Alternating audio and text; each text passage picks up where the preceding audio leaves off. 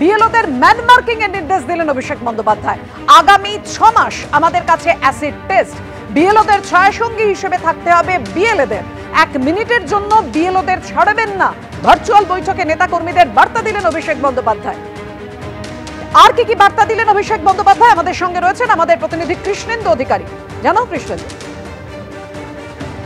দেখো, আজকে তৃণমূলের সর্বভারতীয় সাধারণ সম্পাদক প্রায় 18,000 দলীয় স্তরের যারা নেতা আছেন, সে সাংসদ থেকে পঞ্চায়েত সদস্য, তাদের সঙ্গে ভার্চুয়ালি বৈঠক করেন এবং সেখানে তিনি স্পষ্ট করে দিয়েছেন যে 4 তারিখ থেকে, আগামীকাল থেকে যেমন ট্রেনিং শুরু হচ্ছে, 4 তারিখ থেকে বিএলওরা বাড়ি বাড়ি যাবেন ফর্ম নিয়ে।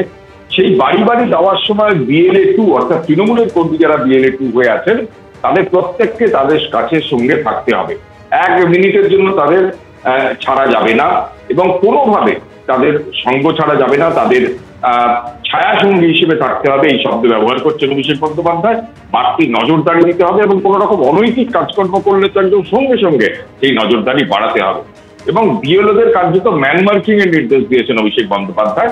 এবং পাশাপাশি এই যে ভোটার তালিকা সংশোধন বা নতুন নাম তোলা বা বাদ দেওয়া, এই গোটা প্রক্রিয়াটা 1 মাস ধরে চলবে এবং গোটা প্রক্রিয়া চলাকালীন গোটা রাজ্য জুড়ে ক্যাম্প তৈরির নির্দেশ দেওয়া হয়েছে দলীয় স্তরে। 6,200টি ক্যাম্প তৈরি করবে তৃণমূল এবং 3,345টি পঞ্চায়েত স্তরে, 2,861টা ওয়ার্ডে এই ক্যাম্প তৈরি হবে সকাল 9টা থেকে 5টা পর্যন্ত। এবং তাৎপর্যপূর্ণভাবে অভিষেক বন্দ্যোপাধ্যায় বার্তা দিয়েছেন এবং সেই ক্যাম্পে যদি বিজেপি বা সিপিএম বা কংগ্রেস বা অন্য কোনো দলের কর্মীরা বা তাদের সমর্থকরা যদি সাহায্য চান, তাদেরও সাহায্য করতে হবে এবং এটা বোঝাতে হবে যে মানুষের সাহায্য করতে তৃণমূলই একমাত্র বদ্ধপরিকর।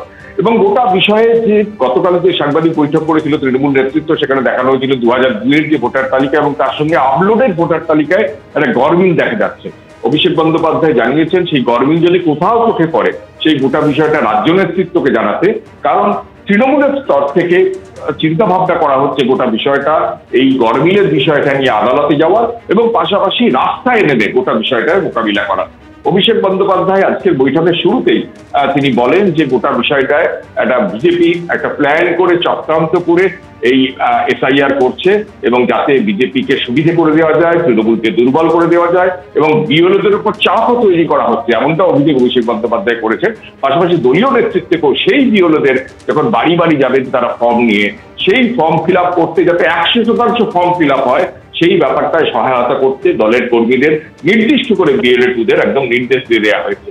এবং শুধু তাই নয়, রাজ্য মানে ERO এবং AERO তাদের সঙ্গে কোঅর্ডিনেশনের জন্য যারা রোল সুপারভাইজার দলের তরফ থেকে তাদেরও দায়িত্ব দেওয়া হয়েছে।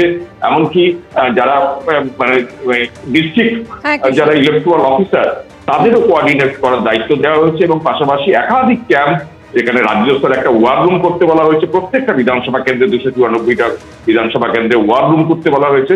অর্থাৎ গোটা বিষয়টা মানুষের সহায়তা করা এবং পাশাপাশি রাজনৈতিকভাবে মোকাবিলা করা, বিএলওদের ম্যান মার্কিং করে একাধিক সেই কারণে একেবারে কড়া নির্দেশ দিয়েছেন অভিষেক বন্দ্যোপাধ্যায়। ধন্যবাদ তোমায় এই মুহূর্তে।